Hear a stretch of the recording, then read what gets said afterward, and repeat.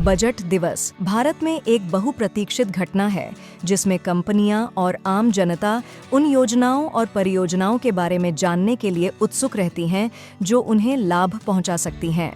आमतौर पर बजट 1 फरवरी को वित्त मंत्री द्वारा पेश किया जाता है, लेकिन इस साल देश में आम चुनावों के कारण 1 फरवरी को अंतरिम बजट पेश किया गया, जबकि पूर्ण बजट 23 जुलाई 2024 को पेश किया गया। आइए जानते हैं बजट 2024-2025 के मुख्य बिंदुओं के बारे में। वित्त मंत्री निर्मला सीतारमण ने बजट पेश करते हुए कहा कि वर्ष 2024-2025 का बजट 4 कारकों पर आधारित है: रोजगार, कौशल, एमएसएमई और मध्यम वर्ग।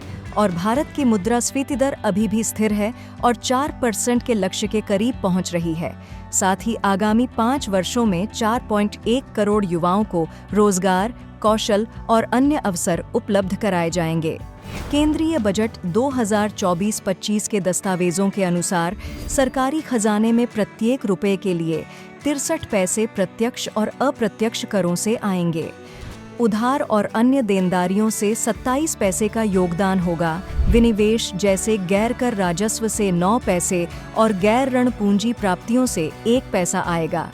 विकसित भारत के लक्ष्य को प्राप्त करने के लिए बजट में सभी के लिए पर्याप्त अवसर पैदा करने के लिए 9 प्राथमिकताओं पर निरंतर प्रयास करने की परिकल्पना की गई है। 1. कृषि में उत्पादकता और लचीलापन। 2. रोजगार एवं कौशल। 3. समावेशी मानव संसाधन विकास और सामाजिक न्याय। 4. विनिर्माण और सेवाएं। 5. शहरी विकास। 6. ऊर्जा सुरक्षा। 7. आधारभूत संरचना। 8. नवाचार, अनुसंधान एवं विकास। 9. अगली पीढ़ी के सुधार। 32 खेत और बागवानी फसलों की 109 नई उच्च उपज देने वाली और जलवायु अनुकूल किस्मों को खेती के लिए जारी किया जाएगा। साथ ही अगले 2 वर्षों में देश भर के 1 करोड़ किसानों को प्राकृतिक खेती से जोड़ा जाएगा। इस वर्ष कृषि और संबद्ध क्षेत्र के लिए 1.52 लाख करोड़ के प्रावधान की घोषणा की गई है। 1000 औद्योगिक प्रशिक्षण संस्थानों का उन्नयन किया जाएगा। सरकार बिहार, झारखंड, पश्चिम बंगाल, ओडिशा और आंध्र प्रदेश को कवर करते हुए पूर्वी क्षेत्र के सर्वांगीण विकास के लिए पूर्वोदय नामक योजना तैयार करेगी। महिलाओं के नेतृत्व वाले विकास को बढ़ावा देने के लिए बजट में महिलाओं और लड़कियों को लाभ पहुंचाने वाली योजनाओं के लिए 3 लाख करोड़ रुपए से अधिक का आवंटन किया गया है। इस वर्ष ग्रामीण बुनियादी ढांचे सहित ग्रामीण विकास के लिए 2.66 लाख करोड़ रुपए का प्रावधान किया गया है। मुद्रा ऋण की सीमा मौजूदा 10 लाख से बढ़ाकर 20 लाख रुपए की जाएगी। सरकार 5 साल में 1 करोड़ युवाओं को 500 शीर्ष कंपनियों में इंटर्नशिप के अवसर प्रदान करने के लिए एक व्यापक योजना शुरू करेगी। पीएम आवास योजना शहरी 2.0 के तहत 10 लाख करोड़ के निवेश से 1 करोड़ शहरी गरीब और मध्यम वर्ग के परिवारों की आवास आवश्यकताओं को पूरा किया जाएगा।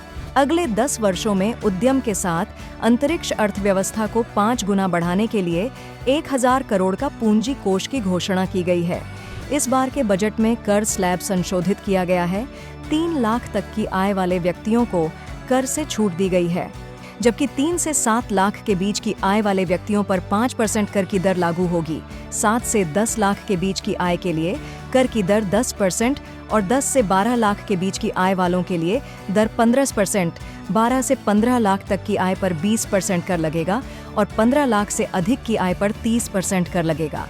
नई व्यवस्था के तहत 58% से अधिक कॉरपोरेट कर प्राप्तियां एकत्रित की गईं और 2/3 व्यक्तिगत आयकरदाता नई आयकर व्यवस्था में शामिल हो गए तथा सभी वर्गों के लिए एंजल टैक्स समाप्त कर दिया गया, जिससे निवेशकों को स्टार्टअप और निवेश को बढ़ावा मिलेगा।